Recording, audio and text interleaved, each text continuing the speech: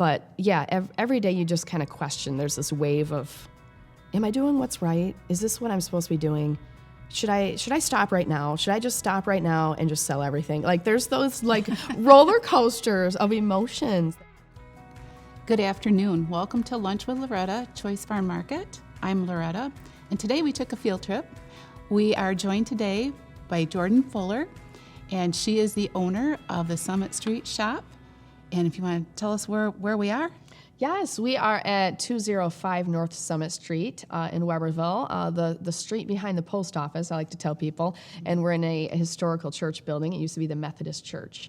And we are summitstreetshop.com is the website and all the socials as well. So I know that we're here today at your Summit Street shop, but I know this is not your first business venture.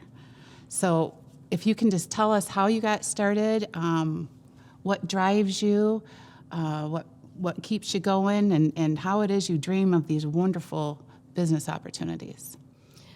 Thank you for thinking of me. That is so awesome. I have always had some entrepreneurial kind of drive. You know, it's what's it called? Serial entrepreneurship, right?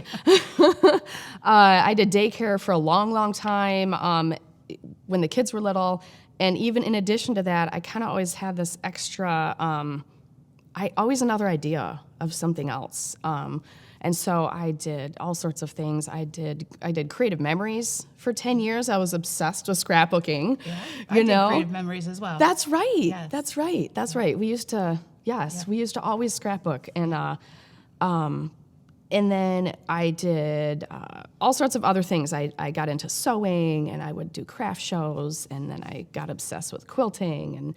And so I've always had this, extra idea of just something else. And on a personal note, I always kind of felt like maybe a little guilt about that, because I thought I should be happy with what I'm doing. And it wasn't that I was not content or happy. There was just always this extra something else I wanted to add in. So it took a long time to understand that that's okay. We can embrace that. Yeah. You know what I mean? Like we can embrace that and still love what we're doing, but always have another extra idea. So, and then I opened a retreat house where people would stay for the weekend. That was brilliant, by the way. That was so fun. Yeah. Scrapbooking, quilting. Yeah. So it was kind of like an Airbnb, but it was set up for crafters. Yep. So they would rent the whole house for 4 or 5 days and just craft.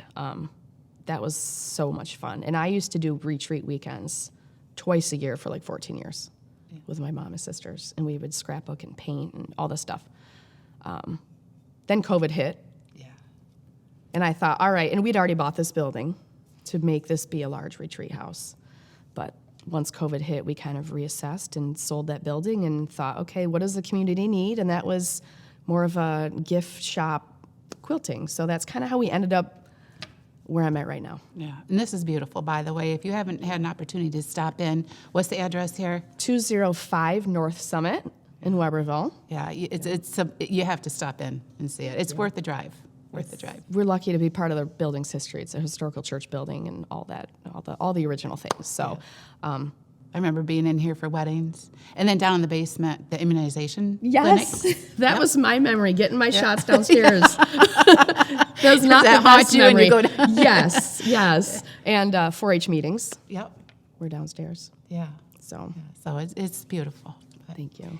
So tell us, I know Todd and I just talked about this in our last segments with Lunch with Loretta, about some of the fears and emotions and anxiety of starting new businesses. Mm-hmm. So what was that like for you? Like with your first one?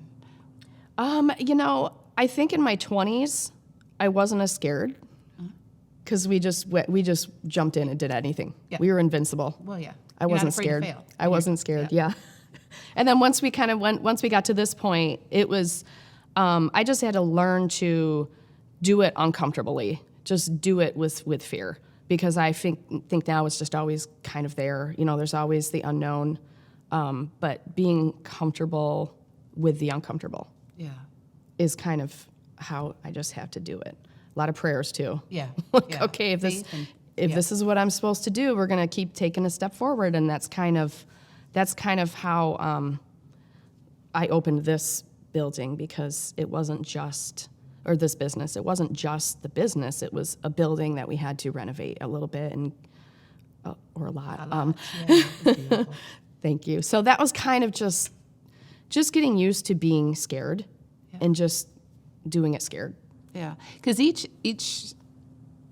business, it was kind of like an evolution for you. I mean, I'm not discounting the amount of work that goes into daycare, but you don't have a whole lot of upfront cost.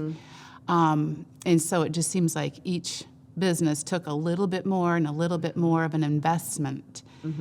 And that's scary when you're our age. Well, you're a lot younger than I am, but you're looking closer to retirement than you are starting out, and yet you are putting all this money. I mean, it's like your retirement on the line. And Yeah, it was an all-in situation for sure. yeah.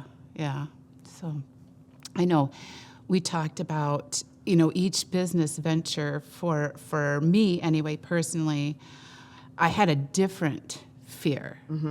Like the first one was because we were, we were younger, but not in our 20s. And it was like, to us at that point, my fear then was the money. Yeah. Was the money that we were putting into it. But then I gained confidence because we ended up ahead of projections, and then within a year and a half had paid off everything that we had invested. And so, this last one for me was more about, the investment of time. And I mean, it is a lot of money too, but I built up the confidence. Yeah. So I'm sure that was a similar experience for you, gaining the confidence. And Yeah, and looking back, I was scared of the silliest things. I was scared. I wasn't scared of buying the inventory and physically setting up the space.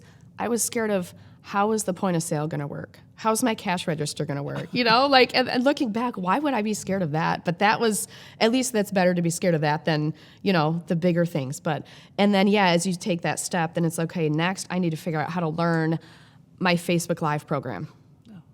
And it's always the technology that trips me up, because that's always something new. I would like to tell you that gets better with age. Oh, great. I'm surrounded by people that know that, because Yeah. I'm hardly on Facebook, and I wouldn't have a clue to do.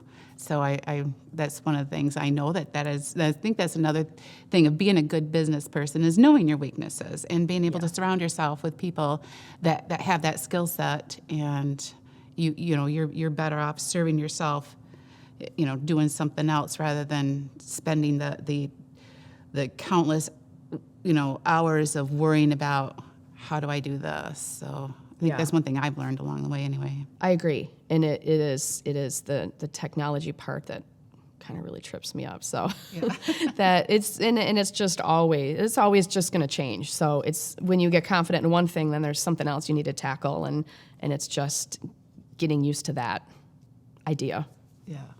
But every day you just kind of question. There's this wave of, am I doing what's right? Is this what I'm supposed to be doing? Should I stop right now? Should I just stop right now and just sell everything? Like, there's those roller coasters of emotions that go with it. But that's something that I've always just had to also embrace, because there's less of that than there's less of the questions in my mind than there is, I love this. This is what I'm meant to do, and it's my happy place. Yeah. So I kind of always think, all right, there's way less of the questions than there is, knowing that this is what I'm supposed to be doing. Yeah. But I feel like there's always going to be that roller coaster, and sometimes it changes by the hour. Yes.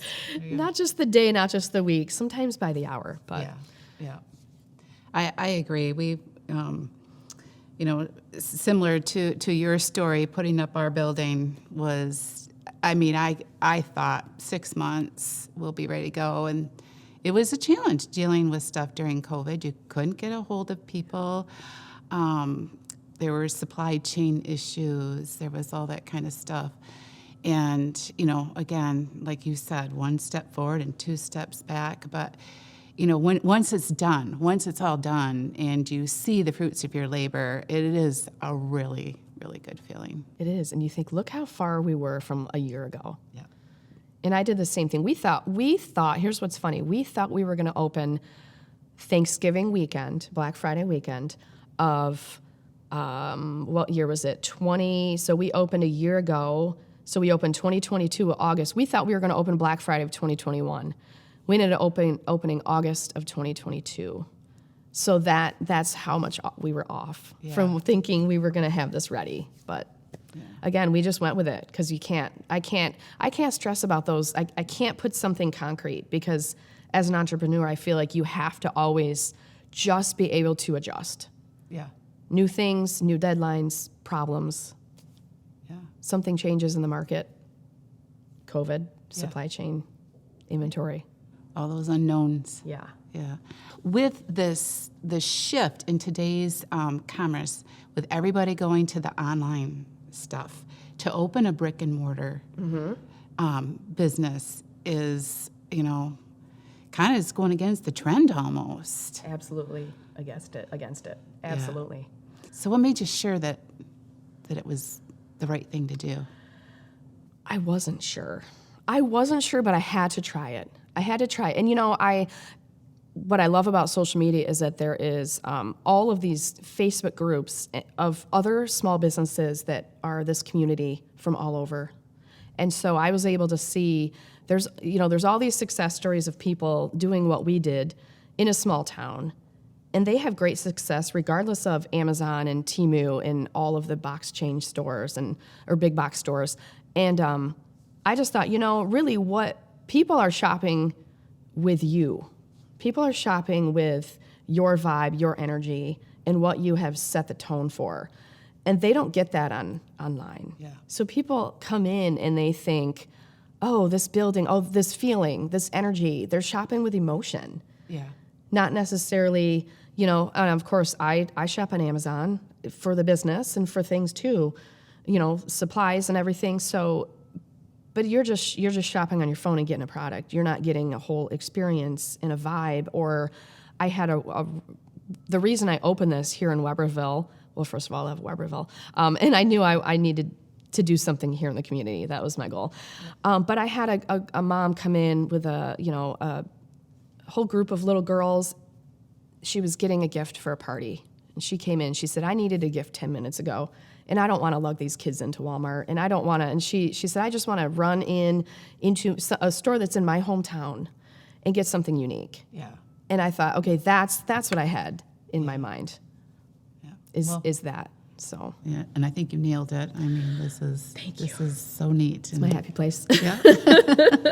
So I feel like, when someone walks into our place, they can't get that anywhere online. You're right. And I feel like that's really that's the magic. Yeah. And we get the same thing. People walk in and they love it. I love what you said about the experience, not just the products. Mm-hmm. So, well, Jordan, thank you for being with us today, and we will have a part 2 to our discussion in a couple weeks. So I'm going to throw it back to you. Let us know in the comments some upcoming ideas that you might have that you would like to see us do. And please like and share our Facebook page and our YouTube channel. And we hope you have a great day. Thank you, Loretta. Thank you, Jordan. Fun. Yes.